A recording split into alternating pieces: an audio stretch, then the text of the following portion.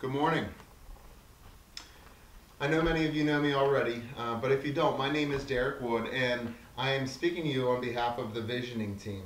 As many of you know, the visioning process has been ongoing for quite a long time. We started back in late August, early September, and we've been working a lot ever since then. And we just had a recent retreat. It wasn't this past Saturday, but Saturday before, on May 7th, we had a retreat here at the church where it was the culmination of everything that we had done and gathered over the past number of months. The whole purpose of the visioning team was to discern Grove's purpose. What purpose does God have for Grove Church? We looked at this and evaluated this through three different ways. We looked inward, we looked outward, and we also looked at God's Word. God's Word is where we started. It was really important to find out what does God say about what we should do as a church, and how to be a faithful congregation, as well as current Christian authors. We also looked inward to find out, who are we as a congregation? What is our history? And what's our present state, and where's God calling Grove Church to go and what to be? The other piece of this is looking outward. We also looked at, what is our community around us? What does our community need from us? What do we need from them? What's going on with them? The visioning team includes a number of members. Myself and Karen Elrod, we're going to speak to you today, as well as the pastors and a number of other people, including Greg Walters, Sid Ray Hall, Penny Zimmerman, Donna Hibbler, and Bob Rubin. We were all facilitated by Dave Lafferty from the Parish Resource Center. Dave acted as a facilitator to really help guide our discussion and really direct us to where we need to do and what we need to accomplish as a visioning team to actually ascertain what is God's purpose for our church. So at this time I'm going to turn it over to Karen Elrod, who's going to talk to you about looking at God's Word and also looking inward. As Derek mentioned, the visioning team allocated time and resources to travel down three different avenues: to look inward, to look outward, to look at God's Word. And we all began together by reviewing and studying in some depth the book of Acts, believing that there were many lessons to be learned from that book and finding that, in fact, that is true. Thereafter, although the group isn't large to begin with, we divided into three smaller groups again so that we could focus on these three particular avenues. And the first avenue had to do with researching, studying God's Word, as well as reading books that were presented to us by our facilitator that were written by church experts. So we let the book of Acts take center stage again. We spent more time in that. We looked at the book of Matthew. We found several scriptural verses in that book that resonated with us. And one in particular, as we shared excerpts, is, it shows here, by the way, in this service, "You are the light of the world. Let your light so shine before men that they may see your good works and glorify your Father in heaven." In addition to the scripture, as I mentioned, we read several books, and as we were reading, we would share excerpts from these books as we come across them and thought that they were relevant. The books spoke to how we might discern Grove's purpose either strategically, spiritually, or even tactically, and you can see some of the book titles up there. A Second Resurrection by Bill Easom, The Purpose-Driven Church by Rick Warren, 5 Practices of Fruitful Congregation, and of course, and certainly, the Bible, and as well as The Message by Eugene Peterson.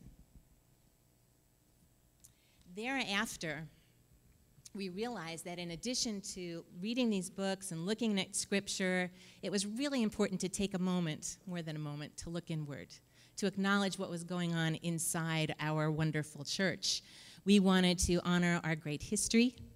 We wanted to take a snapshot and get a real and accurate sense for where we are today in preparation for our process of discerning where we need to go in the future.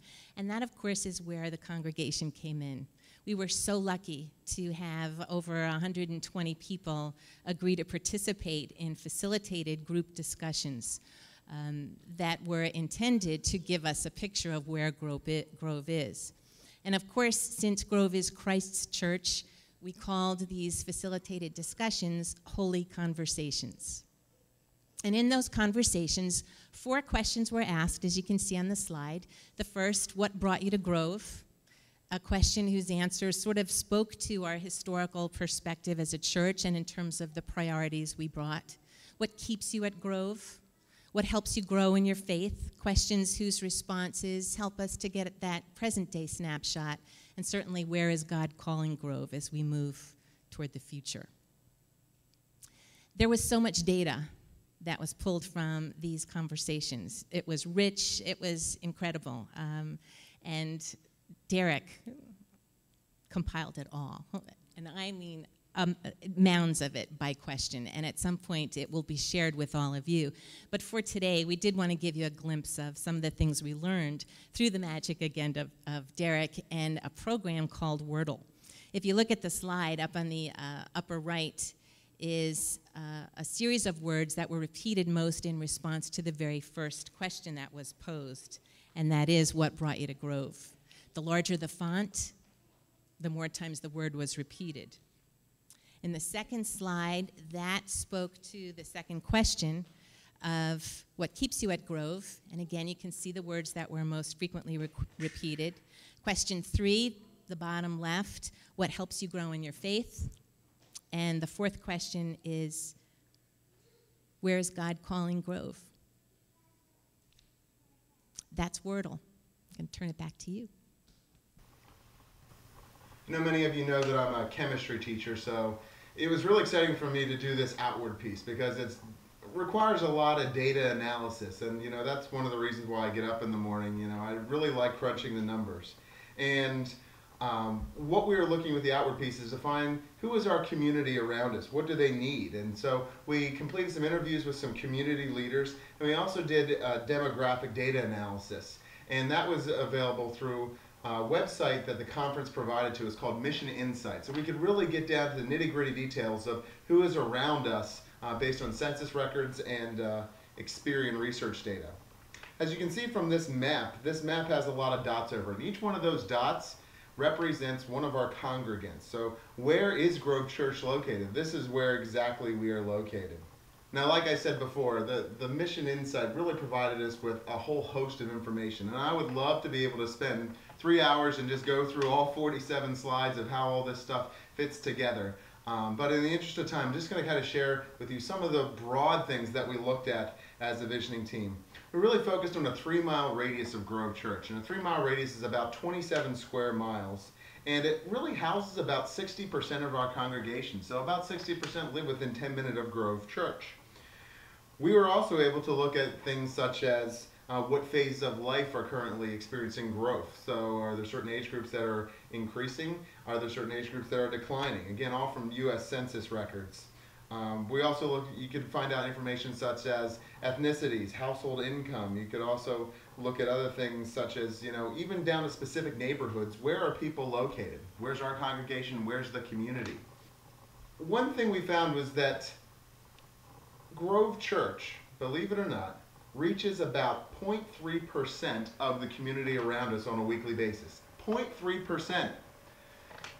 Now that's kind of inspiring.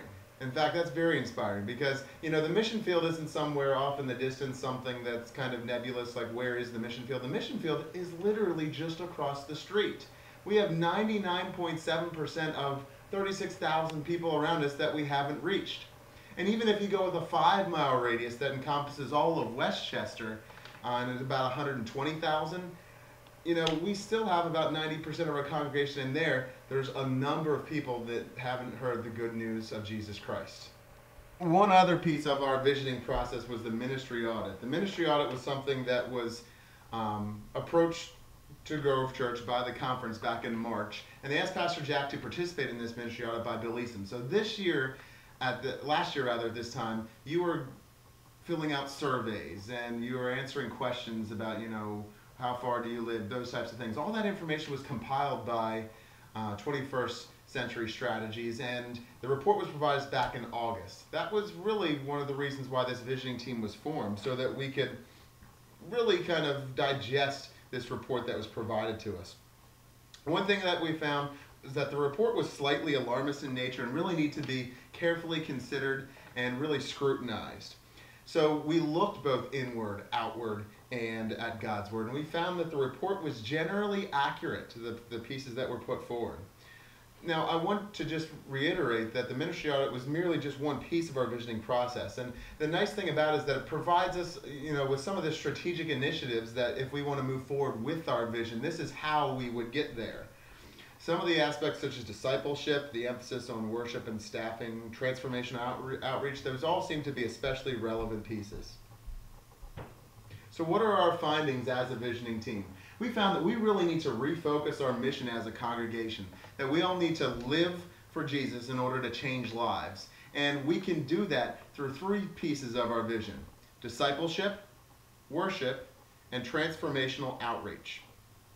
Grove's a place that we're going to grow and we're going to live through Jesus through these pieces.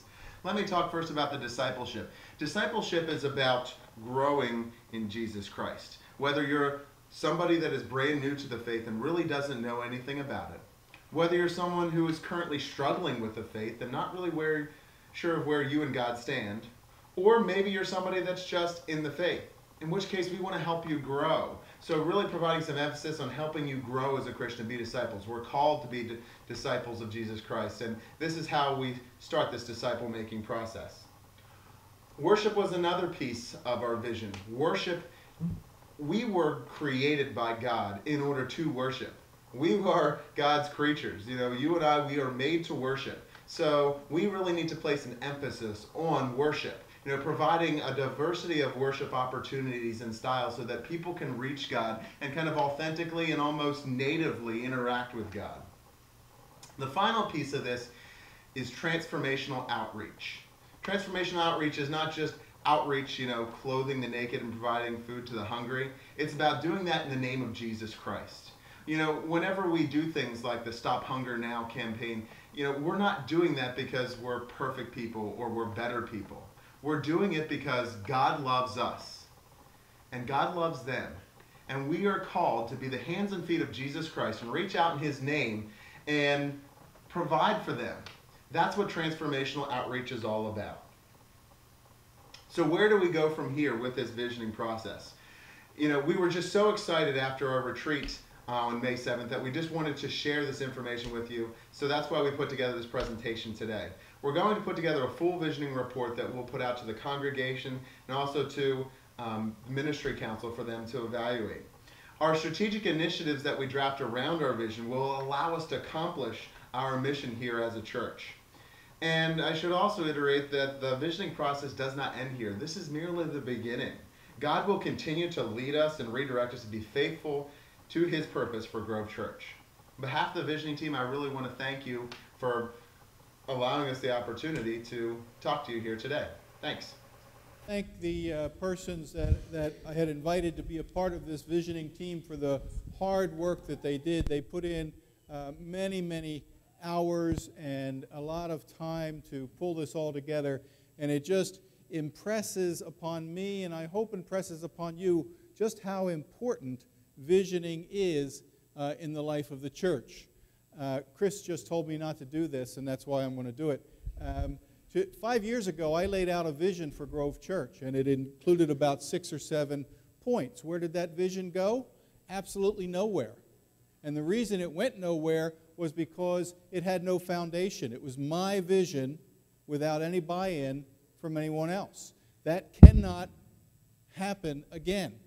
And this vision that this team is helping Grove to build is being built upon a very firm foundation of a lot of hard work, very thoughtful consideration of a lot of information that we pulled together from these various sources. And I am confident that as we as a congregation begin to buy into this, as we begin to understand it more fully and say, yes, this is where we need to go, that we will be successful in following God's call to us.